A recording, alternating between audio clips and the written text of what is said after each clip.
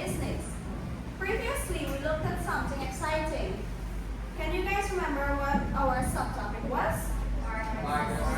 Barter system. Good job. Alright, so the last class we looked at barter system. Can anybody give me 3 advantages and 3 disadvantages of the barter system?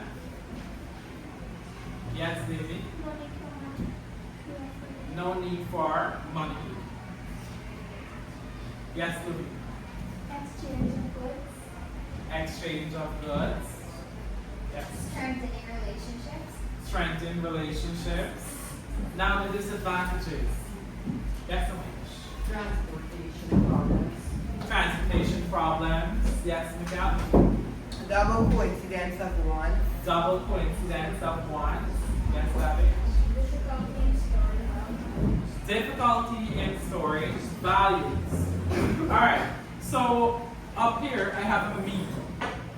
Can anybody guess what our topic today is related to?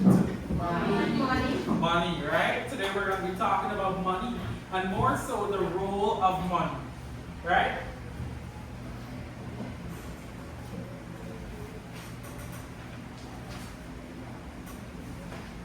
Now I have a video here. I'm going to play it for you guys. And Let me explain this with a simple example.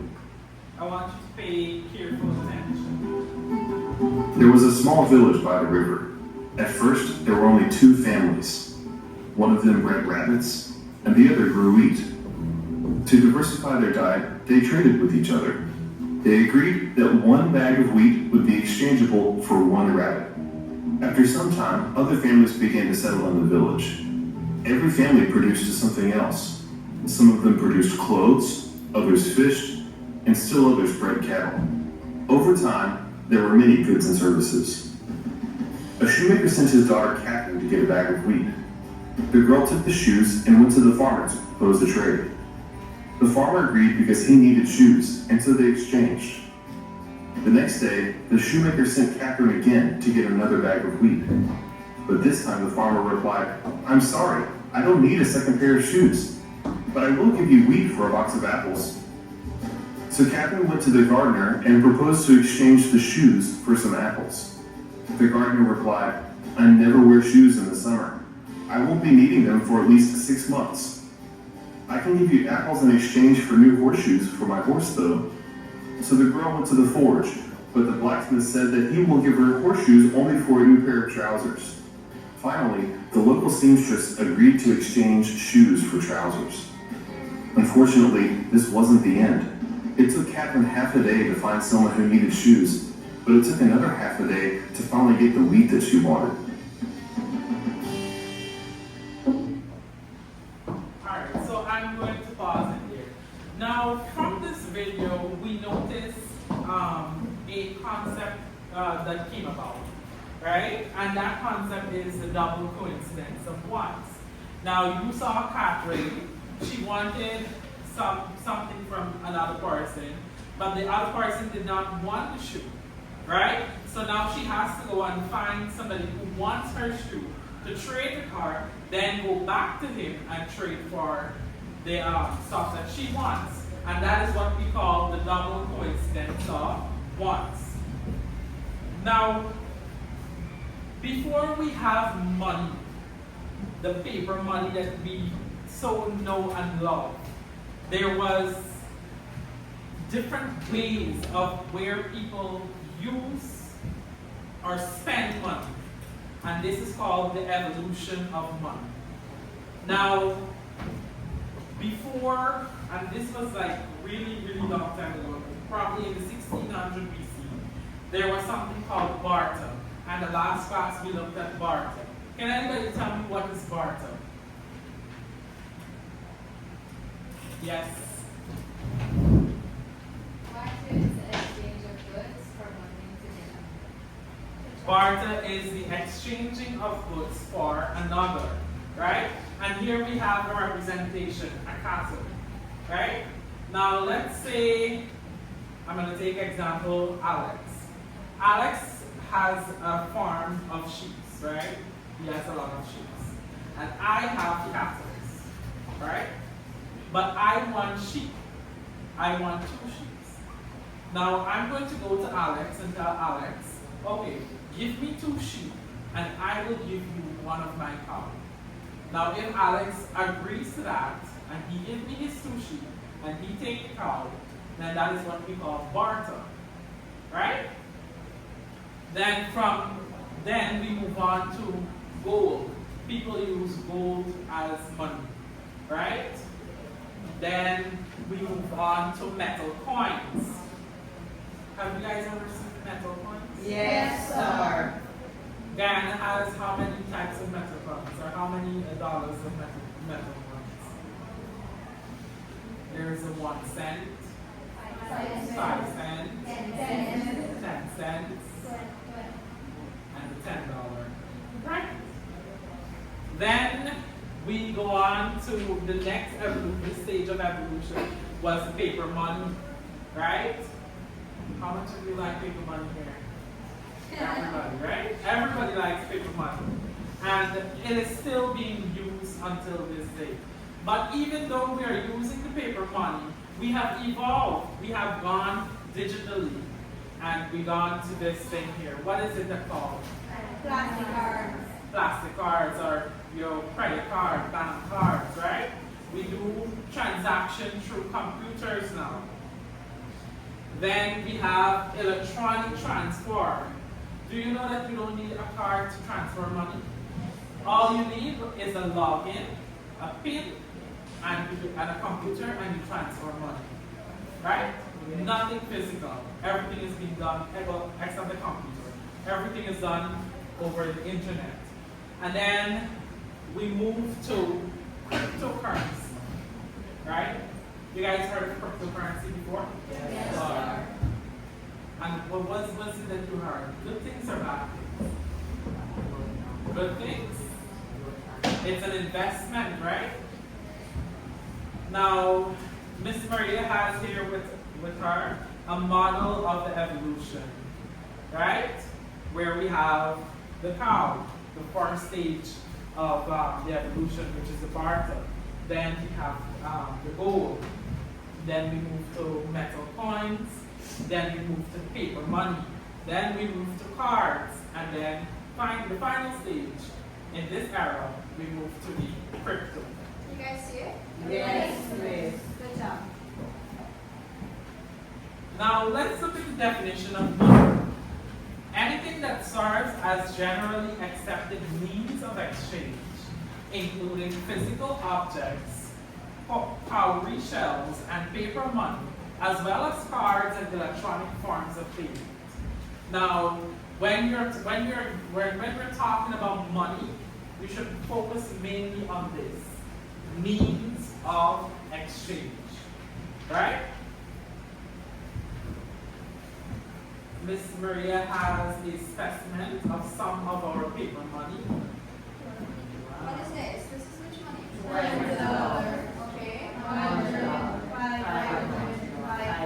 Good. Oh yeah, like this one, right? Yes. I like that one too. Then we're going to look a little bit at the cowrie shell, right? And I'm going to ask each group for one person to volunteer and read one for me. Let's go. Back group, let's start with you guys.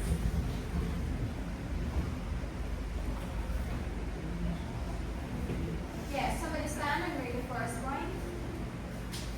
Scarcity. Shells were valuable because they were relatively scarce. Alright. Now when we're talking about scarcity, the word scarcity, what comes to mind? Yes. It's like rare and you can't really get it that often and It's hard to find, right? When we're talking about scarcity, we're talking about things that are hard to find. Now, do you guys ever heard parents saying that, well, there was a time during the pandemic where toilet paper wasn't circulating as much as it normally would? And mommy said, oh, I got my 2 bale of toilet paper, this thing's scarce. Yes. Right? You heard of it? Yes, sir. Right. Now that is what we're talking about, scarcity. It was very hard to find, hard to locate. The next point, acceptability. Yes. Accessibility. People were prepared to accept shells as payment because they knew that they could use them for future trading. Right. So before money came about, the paper money, people accepted the shell because it was so scarce to find, it holds value, right? So they use it as money. The next one, portability. Yes. Go. Portability. The shells could be carried easily for long distances. Right. So I'm not sure if you guys know, but there's something called a tile. The old grandmothers would have it. It's like a small bag that they carry, and they have all their money inside. That little pouch thingy that Yes. Right. Good. That is what they use to carry around their shells, right? It was easy. They put it in the pocket, gone. Now let's look at the next point, durability. Yes, the The shells were hard, weary, and long lasting. Right. Because they were so hard, right? You couldn't break them that easily. They couldn't wash off that easily. Or, they last for a very, very long time. So that's why they use it as their money. Now we have the visibility. Shells can be supplied in various quantities to buy purchases of different sizes. In modern terms, a car can be priced at 1,000 or millions of dollars. Dollars can be divided into cents for smaller items, such as a packet of chewing gum or a piece of fruit. Shells can be divided in similar ways, right?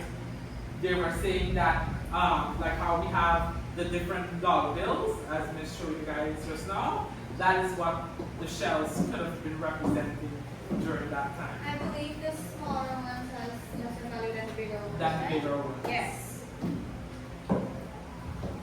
Then we move on to the properties of money. And when you came in, there were handouts on your table. Alright? If you turn to the first page at bottom half, we can see the properties of money. Right? And the first one there is money should be fungible. Right. To be most useful, money should be fungible. Durable, portable, recognizable, and stable. These properties reduce the transaction cost of using money by making it easy to exchange. Right? Then we move on to the next point. Money should be durable. Money should be durable enough to retain its usefulness for many future exchanges.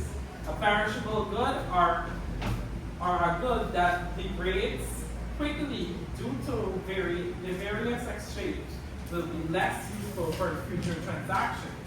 Trying to use non-durable goods as money conflicts with money's essential future-oriented use or value.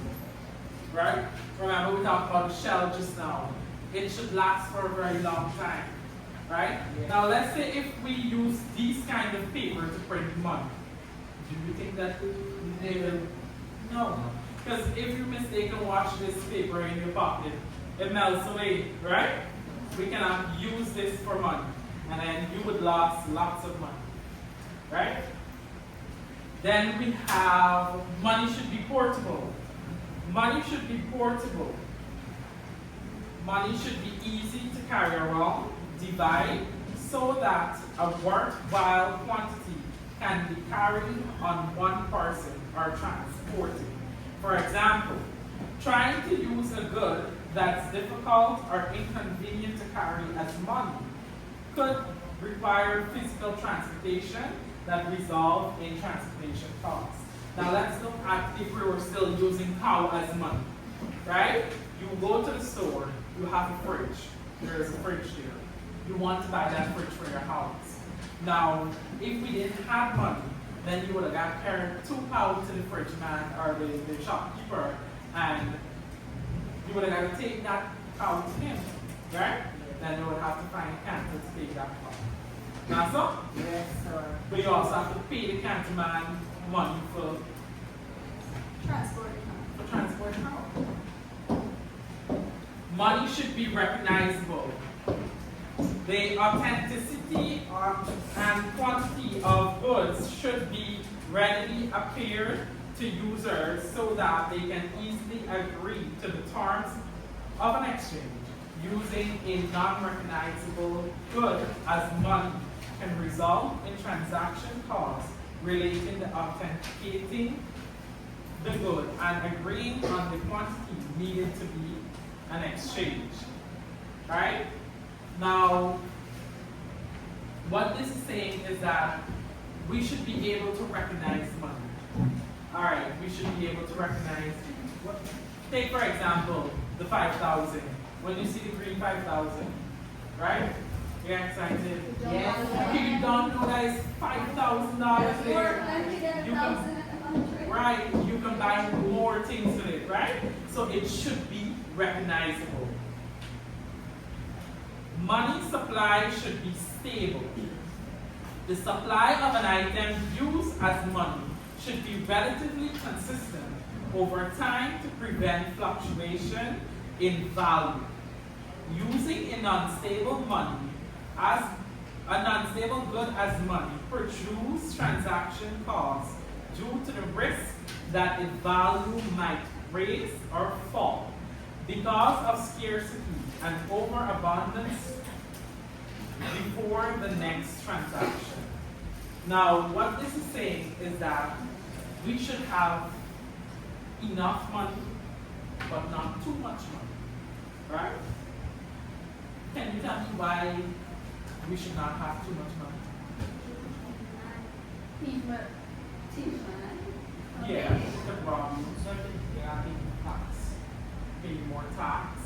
Yes, If there is an exceed amount of money, then everything will start to lose value if they have no job. right. That's the point that I'm looking for. If we have, well, let's say we don't have a stable supply of money, right? Everything will lose its value, including money, right? The 5,000 would lose its value.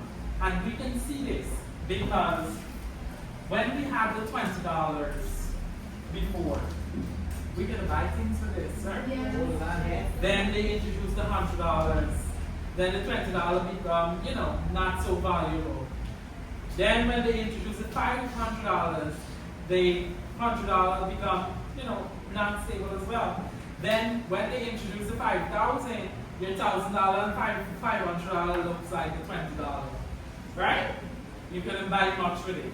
Now let's say if our government is to implement a $10,000 and a $20,000, what will happen to that $5,000?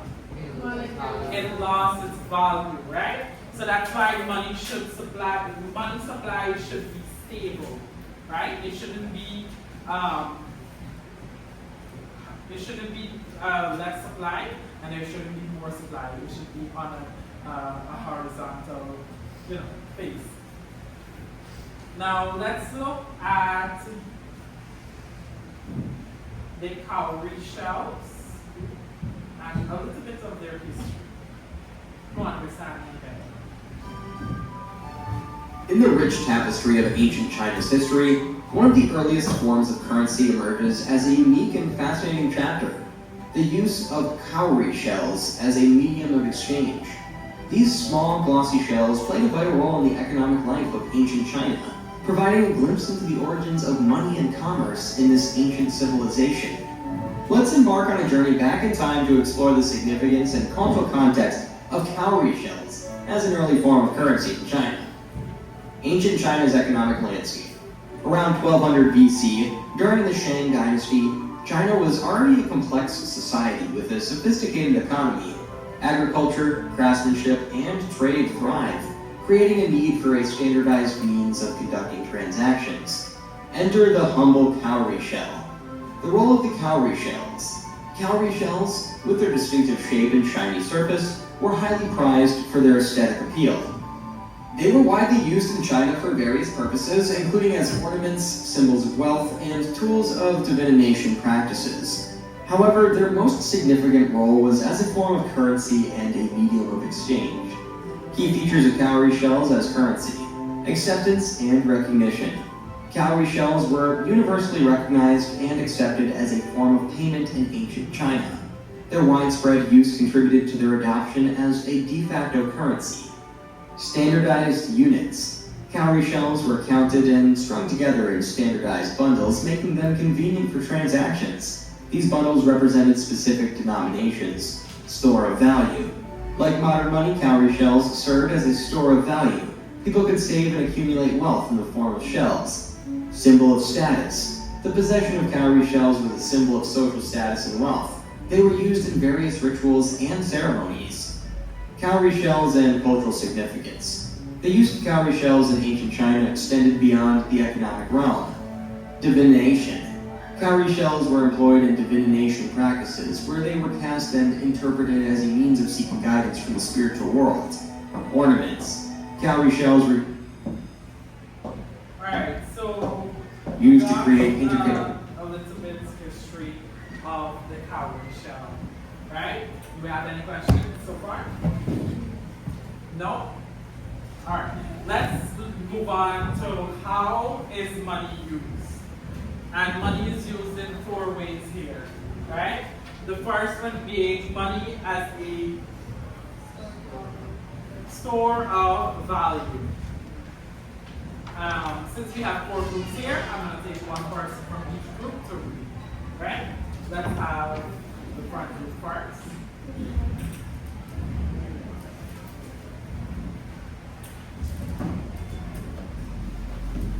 Store of value. Money's usefulness as a medium of exchange in transactions is inherently future-oriented. As much it provides a means to store monetary values for use in the future without having that value Deteriorated. So, when people exchange items for money, that money retains a particular value that can be used in other transactions. This ability to function as a store of value facilities, saving for the future and engaging in transactions over the long term. And we go back once again to the value of money, right?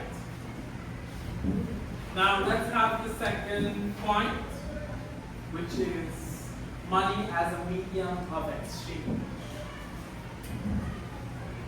We'll take the back group. Money is generally accepted as a means of payment for most goods. Good. Now, let's take, for example, a supermarket, right? The shopkeeper, right? They would purchase goods. And because they want to make a profit, they would buy certain goods and then they sell it to you. Now, you, as a consumer, would want that product. Like, let's say, for example, bread.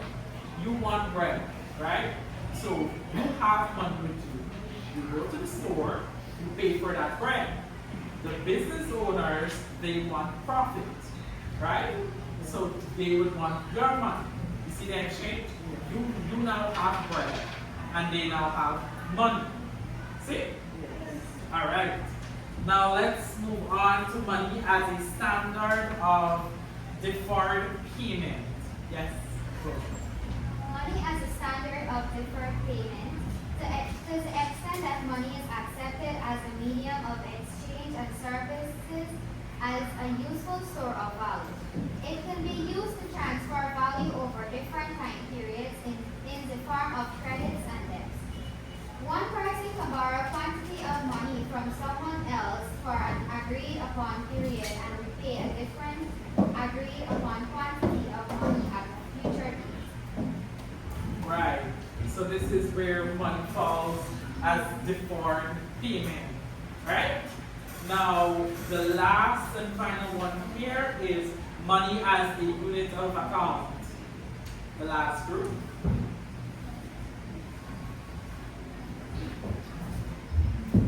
The price of an item can be measured in terms of how many units of currency it is worth. For example, while a low-quality sweater may cost $10, a high-quality may value 100 or more. All right, thank you. So, money as a unit of account, right? We have, let's say for example, this laptop and this whiteboard, right? This laptop can be valued 100,000, right? This is what it values for. But this whiteboard is a high quality whiteboard. You could touch it, you can use it on the computer, you could even play music on it, right? We use it, everybody can see. It's the difference between quality, units of account, right? Now, in your groups, I have an activity for you guys, right?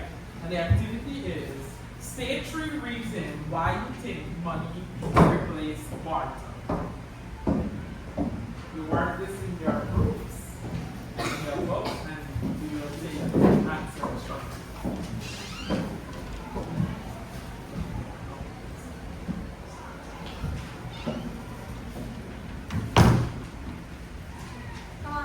Why do you think money replaces barter? Or what are some reasons?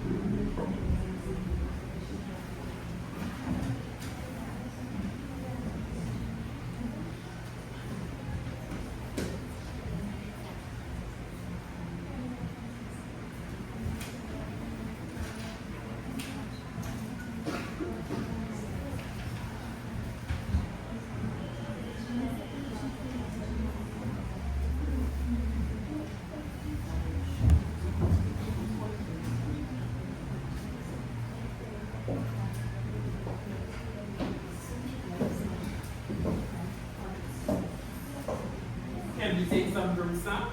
Yes, sir. All right, let's have this group go first. What do you guys have? You only need to share one. Oh, Yeah, just one. money will have more value. Money have more value. All right, you can take that. Yes, It's more easier to exchange. it's easier to exchange. It's also easier to carry around. Yeah. Right? Remember I explained that situation with the cow and you wanting a fridge? Yes, sir. Which is easier, you taking the cow or you taking your pocket full of money? Pocket full of money, right? It's easier to transport. Yes.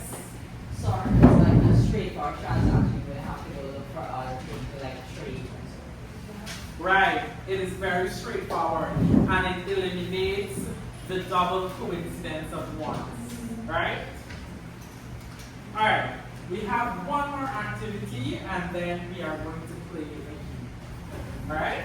Now this activity says Give 2 reasons why you think countries like Canada and Australia uses plastic money. Instead of paper. Yes. Yes. Plastic. You guys ever see a Canadian dollar? Yes. But you saw your $2,000 bill, right? It is just like that. It's plastic. So give me 2 reasons why they choose plastic instead of the normal paper money. Why do you guys think they use plastic rather than paper money?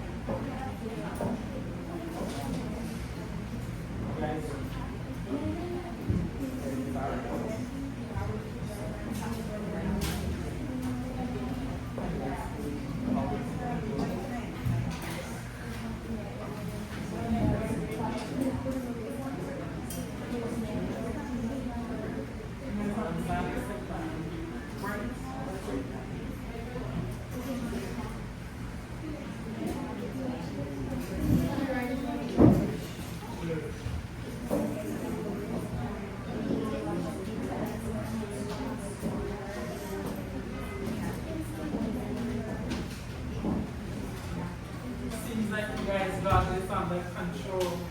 Most groups are finished. Alright, so let's take some answers then. Who would like to go first? Yes, Simmer.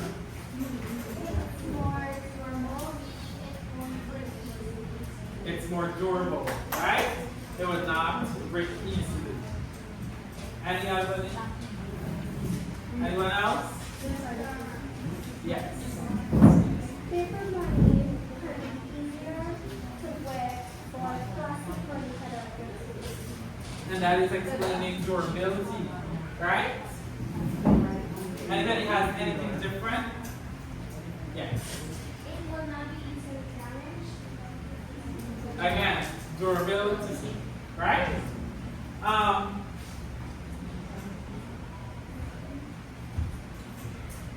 Can you guys think of any other reason? I'll give you like 30 seconds. Yes. Think about any other reason rather than. It can be easily damaged. Yeah, because it. Yes. All of that will fall under durability, right?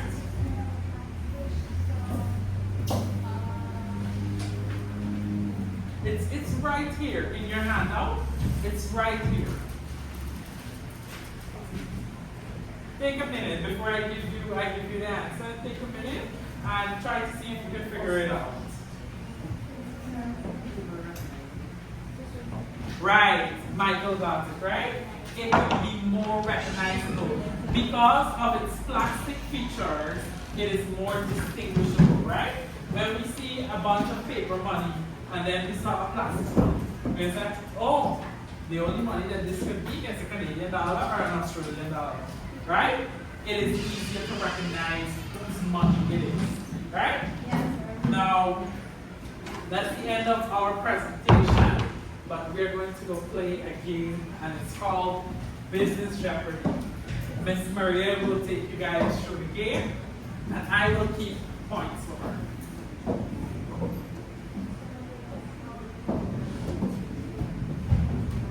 Yeah, the groups. You guys are going to be working in groups, right? Four groups, and you're in groups. Okay, let me use the question. Good. So.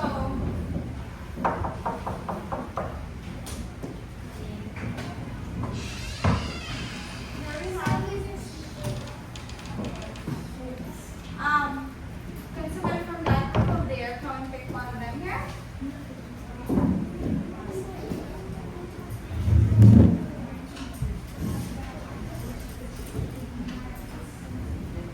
Yes, anyone. What do you have there? Cowrie shells were an early form of money. Is it true or false? It's true. Is that correct? Is that correct, class? The cowrie Cowrie shell. shells. Was it an early form of money? Yes. It is true, It's right? true, right? Good job. So let's have somebody else from the group.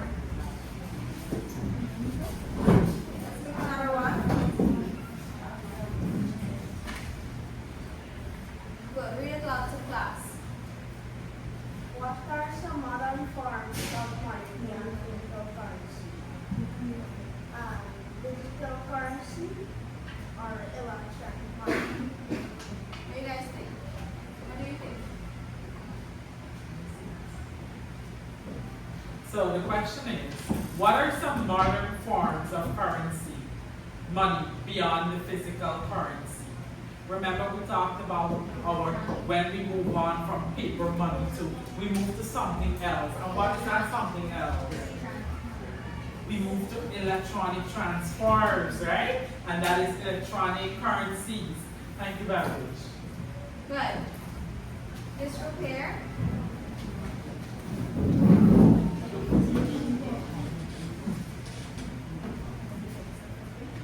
Yeah, whichever one you want. Cowrie shells were used for us. Money used by Cowrie shells were used for as A, money, we have games and banking. What do you think? What does cowrie shell were used for? Money? Do you agree with that? Good job. Let's have somebody else. The next group.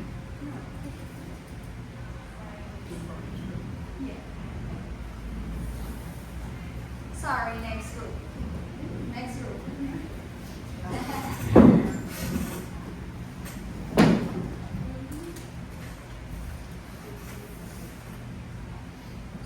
So she lost the point? Yeah. She lost the point.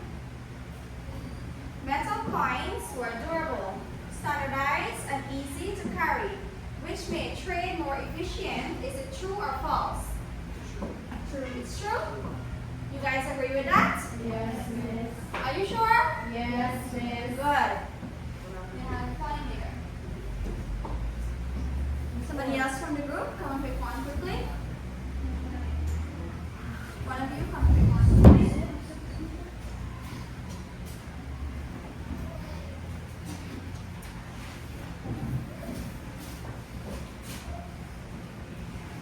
Money is considered a medium of exchange because it is universally accepted as payments for goods and services, facilitating trade. What do you think of that? Is it true or false? What do you think? True. True. It's true? Yeah. Do you guys agree with that? Yeah. Yeah, sure? Yeah. Yeah? Yeah, that's I'm sure, man. I'm sure about it. Yeah, that's I'm sure about it. Agree with that? Money is considered a medium of exchange because it is universally accepted as payment for goods and services, facilitating trade. True. Good job. Now you're sure. Remember when we're talking about money, we're the definition, medium of exchange. We're looking at that. Alright? What do we exchange for? Goods and Services. good.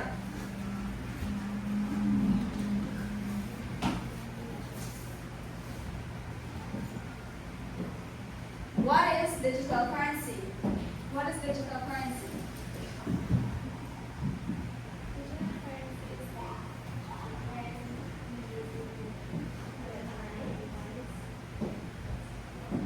That is correct. You think that is correct? Yes, miss. Good job. They have a Digital, point there. when we talk about digital currency, we're talking about the internet and our computer, right? We can sit here and buy stuff from Amazon, Shein. We can also transfer money to our aunt, your uncle overseas if they need it, but most likely we need it, right?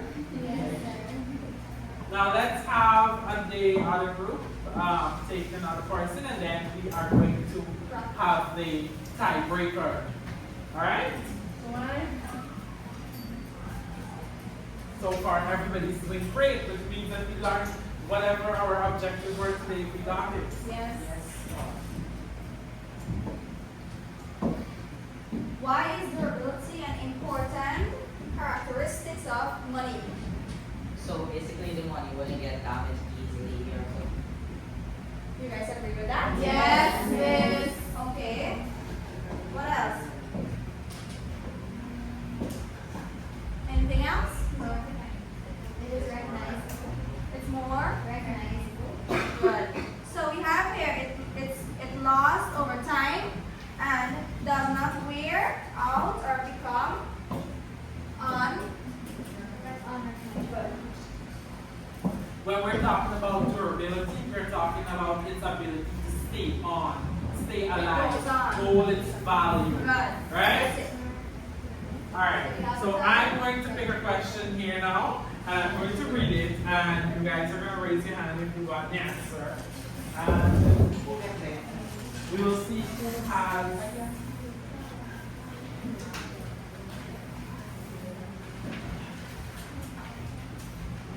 Alright.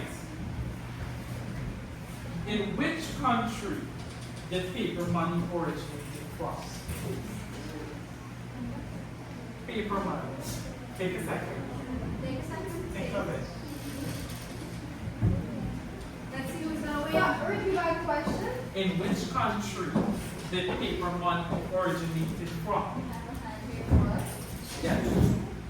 Paper money was originated from China. Winner. Oh no. Group 1-1. Oh yeah. Alright, thank you guys for participating in today's lesson. Do we have any questions? No, Anything sir. that we need to clear up? No, sorry. Alright. Everything? Yes, Yes. Okay, great.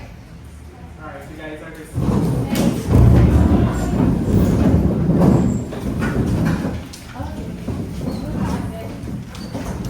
Okay.